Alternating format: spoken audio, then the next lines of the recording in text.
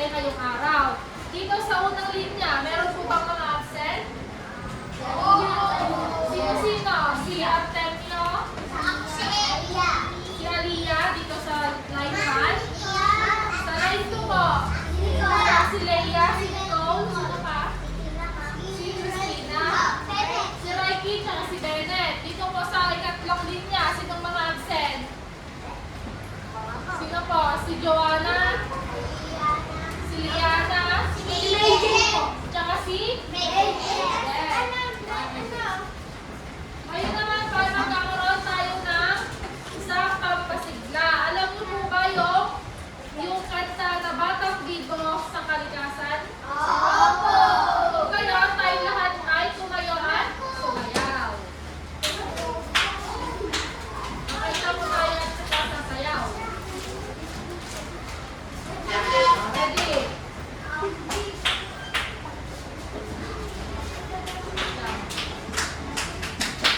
Sayaw!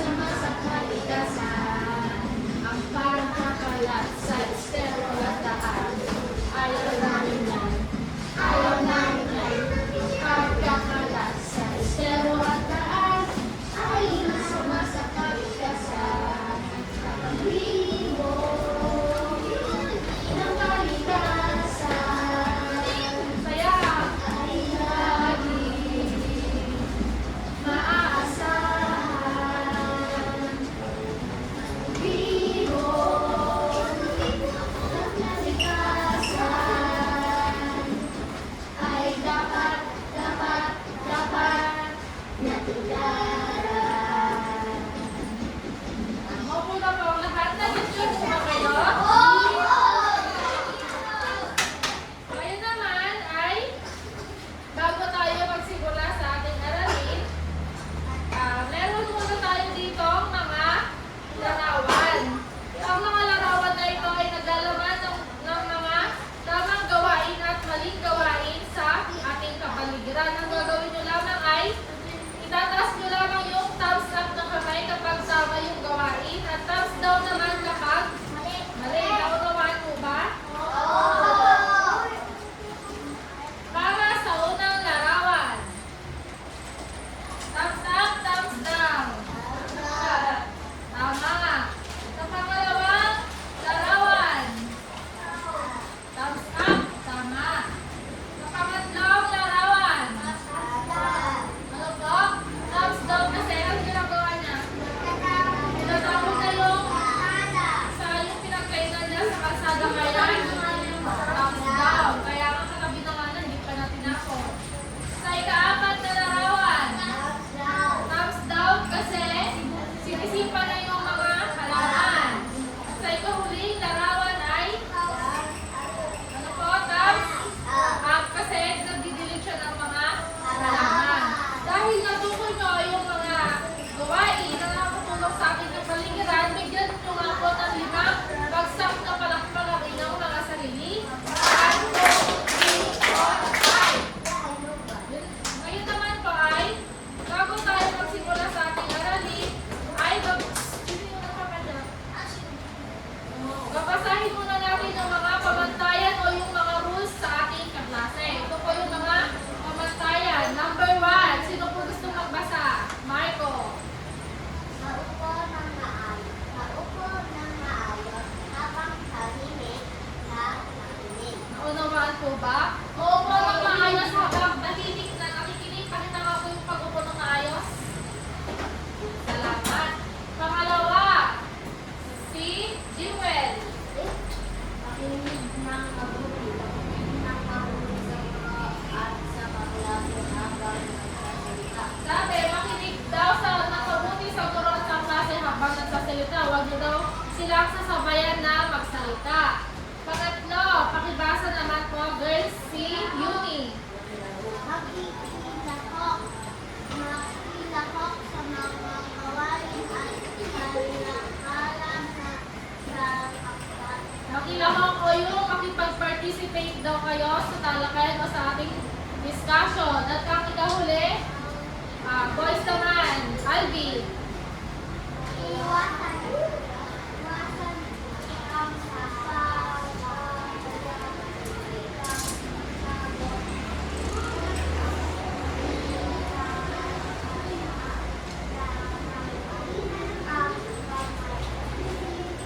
Kung may iwasan daw yung sabayang pagsagot, wag daw kayo sasagot ang sabay-sabay. Tapos wag yung nagmamama, magagawin nyo lang po ay tataas yung kanang kamay. Pakita nga yung kanang kamay, kanang kamay. Tataas nyo lang kung gusto nyo sumagot. Yun naman, ngayon naman pa magkakaroon tayo ng balik-aral. Titignan natin kung may natutunan kayo sa aralin natin to nakaraang araw. Ang pamagat ng ating laro ay, ano po? Team? Game? Ang basa po dyan ay, team game ka na ba? Game na po ba kayo? Para sa unang tanong, babasahin ko muna. Number 1, ano ang kapaligiran? Letter A, lahat ng bagay na tulad ng tubig, ng lupa, halaman at hayop. Letter B, mga sasakyan at kalsada lamang. Letter C, mga gusali lamang. Ito pong gustong sumagot. Si Melissa. Halika dito, i-click ko dito. Halika, i-click ko yung sagot mo. Anong sagot mo dyan? Ang tamang sagot ay, tama si Melissa. Letter A. Ito, Melissa. Tama.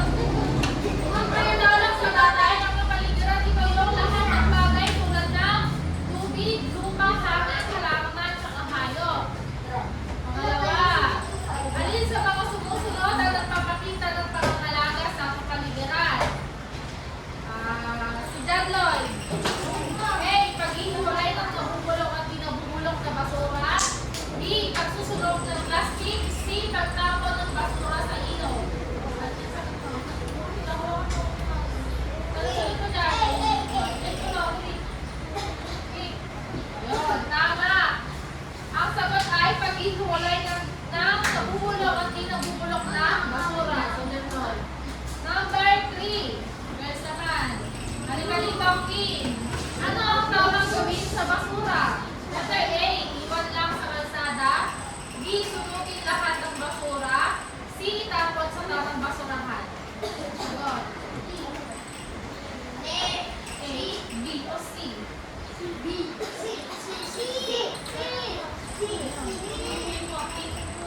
Tama. Ito, Kim.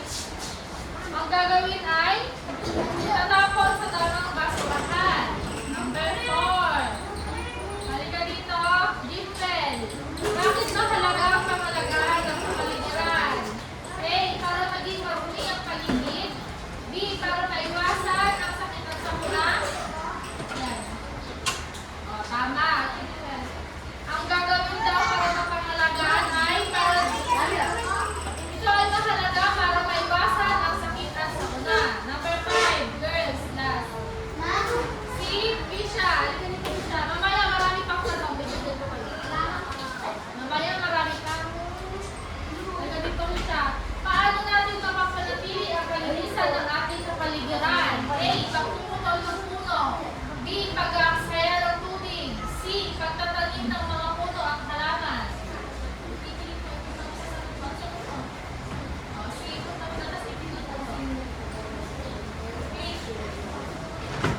Tama si Kisha. Ito yung pagtatanim ng mga puno at halaman.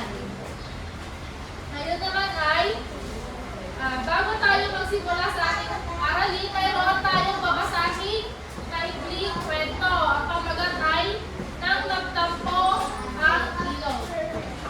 Ngayong lahat ay manood at tumahimik habang pinapanood natin itong ikling kwento.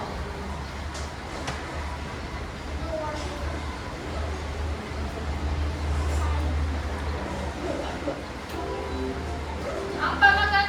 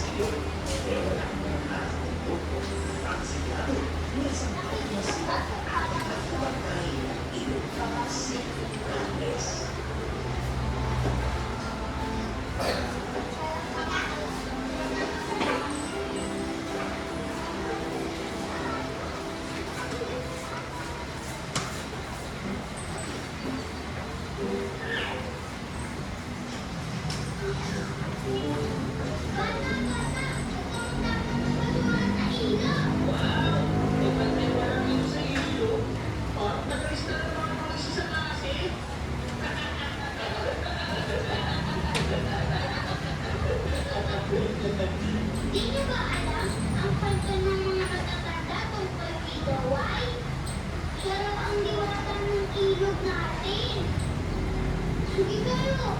Pag nagalit na inyo si Jowan, makakaroon kayo.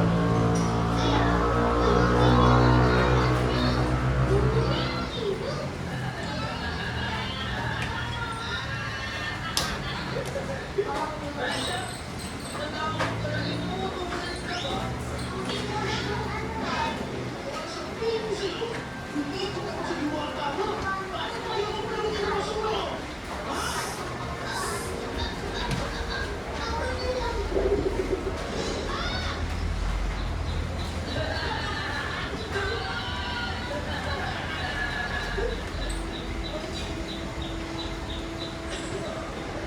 Dahil sa insidente ng Pinoy, isang araw, isang inusyante ang naging interesado. Ang bukas ng River Cheese.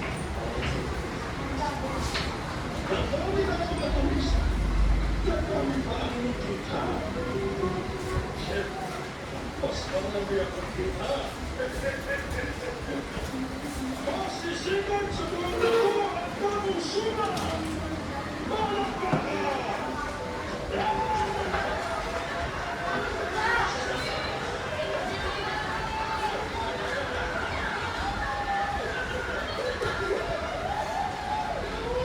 Asin! Yung plastic niyo po! Ikaw ang hero.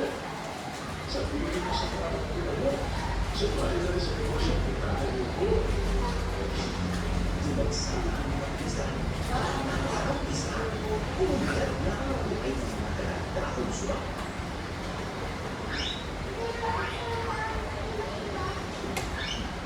Parang kami ang isa. Maramihin ang kami sa mga pasulat na nagkakon sa kawawakan.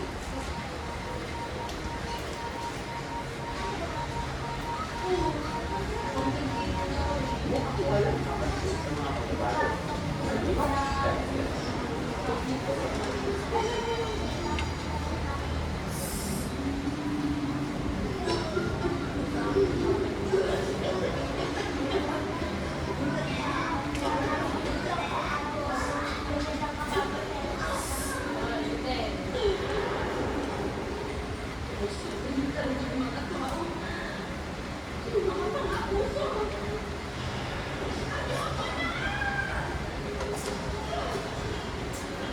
Sandali! Sandali! Ikaw po ba si Laway? Ang diwata ng ilog?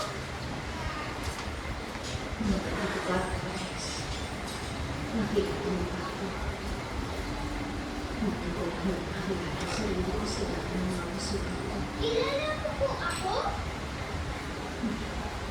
Oo naman. Ikaw naman ang puno na pagmahal sa iyo. Mas mabuti pa siguro. Liwanag mo naman. Oo? Saan ka po pupunta? Hindi ko pa. Siguro kung saan mo pagmamahal at malasakit ang tao. Paalam. Laway! Huwag kang aalis! Paano na kami? Pag wala ng ilog?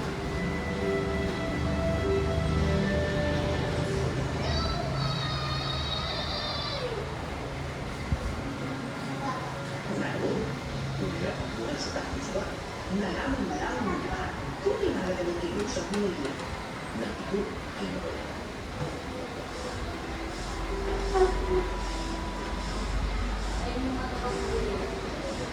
Kung pupulutin na gusto namin sipol, babalik din kayo si Laway at ang ilog. Mula sa mga dati ang pagsisisi, dahil sundok ang isang pagkakataon para ng tao na magkaroon ulit ng bagong simula.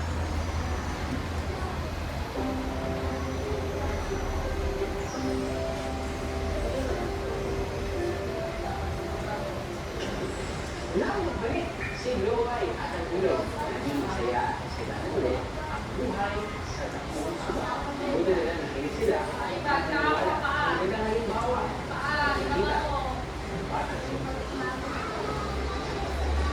Nagkuhan ang sumat na mas kailangan At wala na sa mensahe na walang sawang hindi sa kanya ng mga at minsan kung meron ng nahalo.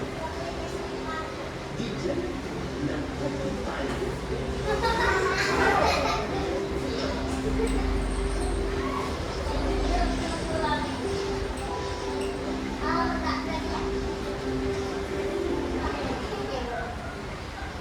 Doon na pala natapos ang ating maikling kwento. Naunawa niyo po ba yung kwento?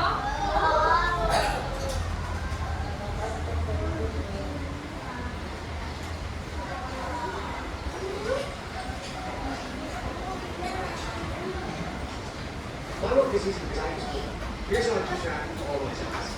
I saw my brother with everything I needed done, and it was next. I set a priority. I have 2 days to keep things on track. I create custom stats. Kanina, sa kwento, na binasa natin, nakakita tayo ng isang halimbawa ng paglilinis ng kapaligiran. Ito yung hindi pagtatapon sa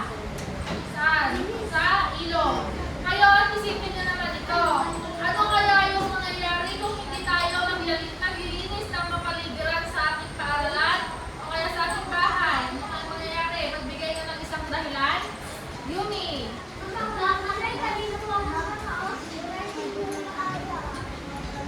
Tama, magiging madumi ang kapaligiran. Isa pa, Rodel. Ano pa mangyayari? Para hindi maging marumi ang kapaligiran. Tama. Ang nabasa natin sa kwento ay halimbawa ng isang simpleng paraan ng pangangalaga sa ating kapaligiran. Ngayon naman ay may ipapakita ko mga larawan.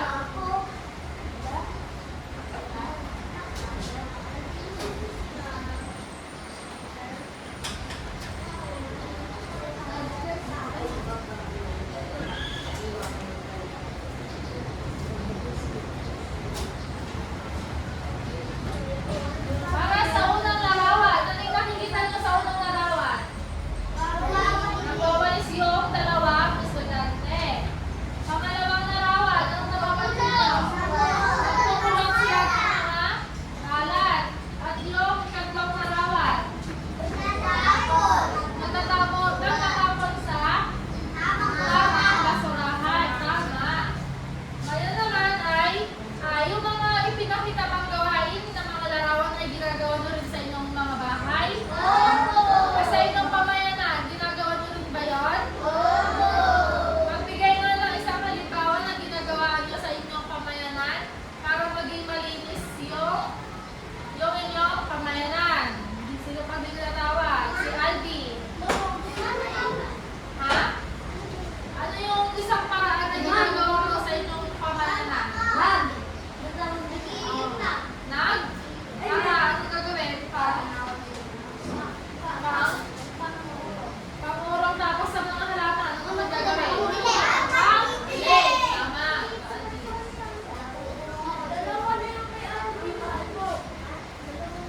Base sa pagkakalawa natin, ang pag-aaralan natin ngayon ay nahimita po. Ang pag-aaralan natin ay basa na po ng palakas.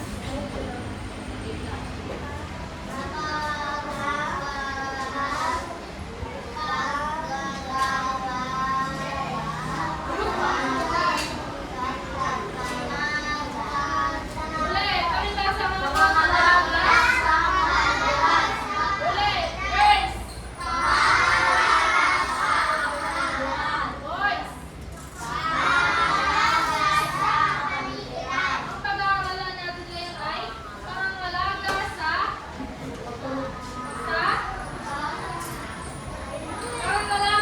kapaligiran. Ang pangangalaga sa kapaligiran ay ito yung tungkulin ng bawat isa kahit bata pa. Sa balita gawain mabuti, nakakatulong tayo sa pagkakaroon ng maligtas, ng malinis, ligtas at masayang pamayanan. Ngayon naman ay tingnan natin yung mga paraan sa paglilinis ng ating pangalan ng ating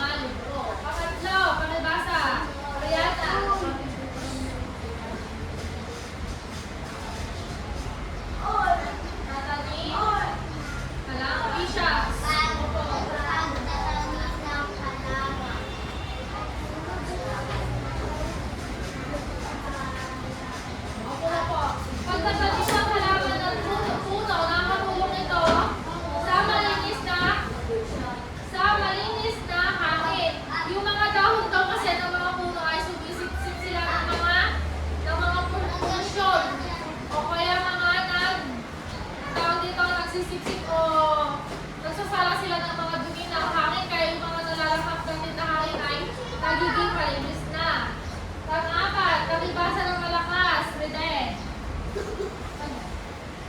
Pagtitipid.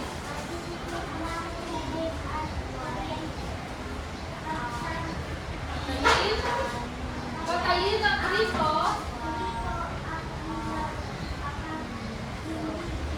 Papatayin daw yung mga ilaw at gripo kapag hindi na ginagamit. Ilan pang halimbawa ay yung patayin ng ilaw at appliances kapag hindi na ginagamit. At saka isara yung mga gripo kapag hindi na ginagamit. Dahil dito nakatipid tayo ng kuryente tsaka ng tubig. Pahuli na, yung ikahuli, pamagasan ng malakas. Si Yumi.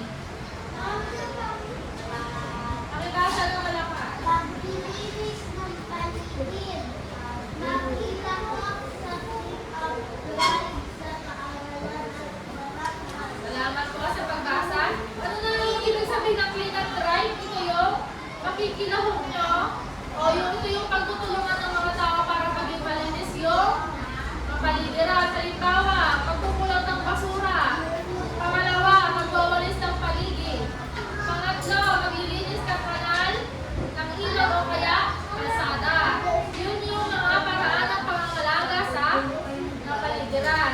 Ngayon, ano ang mangyayari kapag hindi nalagaan yung ating kapaligiran? Magiging marumi. Ano pa? Ano pa? Magiging marumi. Ayun pa, magiging hindi malinis yung ating kapaligiran. Gusto niyo bang tumira sa maruming kapaligiran? Hindi, kaya mahalaga na maglinis tayo ng ating kapaligiran para maging maayos, maganda at maliwalas yung ating paligid. Ang pangangalaga sa kapaligiran ay tungkulin ng bawat isa kahit bata pa sa paligid na gawain mabuti na katulong tayo sa pagkakaroon ng malinis, ligtas at masayang bayanan. Ngayon, paano na ulit ang pangalan ng ating mahalin? Pangalaga sa kapaligiran. Ngayon naman po ay magkakaroon tayo ng mga activity. Yung group activity. So yung group 1, yung group 2, saka yung 3. Nagkakaroon tayo ng ang gagawin nyo lang ay ilalagay nyo lang yung mga basura. Ito. Meron akong mga basura dito. Ang gagawin nyo lang ay itatapon nyo kung saan yung nakarapan kang lagayan. Kung sino yung pinakamaraming kotse nyo, yung matatalo sa ating palaro. Kung kayo, group 1. Dito group 1. Dali, group 2. Doon sa likod.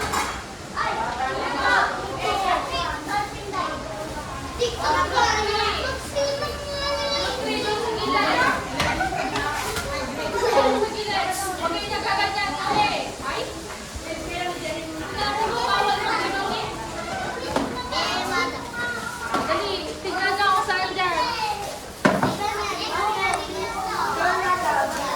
Tignan nyo yung mga basura. Buksan nyo na yung basura. Yung mga basura.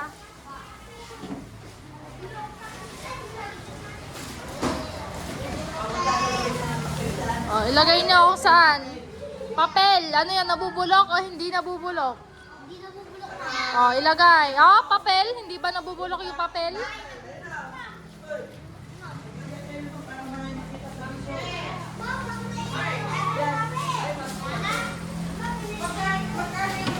Dali. Tapos na pa. Dali, ilagay nyo na. Yung mga tapos ng grupo, ilagay dito sa harapan. At i-check ko. Ilagay na po sa harapan. Dito, dito. Yan yung group 1. Ilagay dito, i-check ko. Ilagay doon yung group 2. Doon sa harapan. Hoy! Raymond. Ilagay doon sa harap, Reden.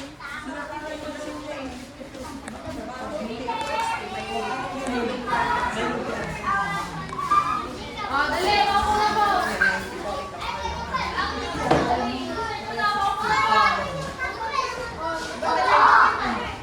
Hoy, maupo po. Attention. 1. Go! 3. Andito na po lahat yung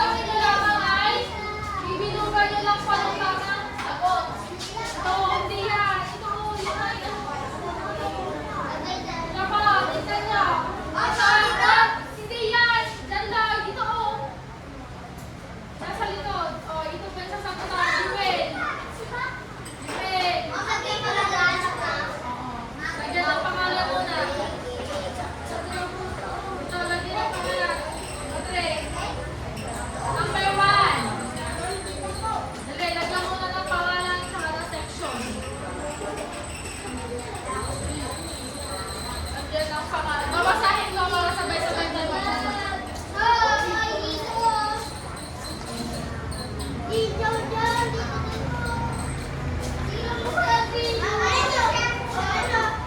sa flower.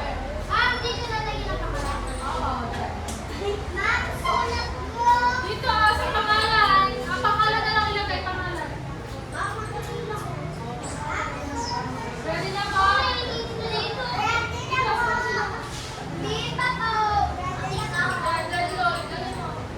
Dito ko sa pangalan.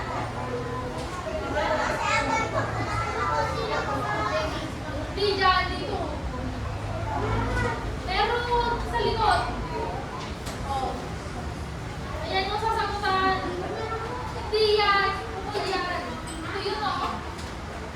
Number 1. Babasahin ko. Bibilugan niyo lang, ha. 1. Ano ang ibig sabihin ng pangangalaga sa kapaligiran? Okay. A. Paglalaro sa kalsada. B. Pagtapon ng basura kahit saan. C. Panonood ng TV buong araw. D. Pag-aalaga at pagpapanatiling malinis ang paligid. Bilugan ng letra. Teka. Number 2. Saan ka pagtatapon ng balat ng prutas? A. Sa saging. B. Basurang nabubulok. C. Basurang hindi nabubulok. D. Basurang nare-recycle. Saan daw itatapon ng balat ng prutas? A. Sa saging. B. Basurang nabubulok. C. Basurang hindi nabubulok. D. Basurang nare-recycle.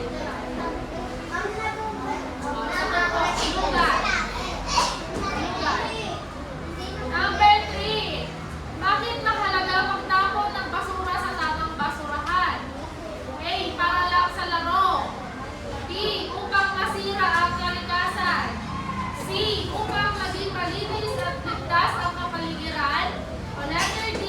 Upang madagdagan ang basura sa kalsada.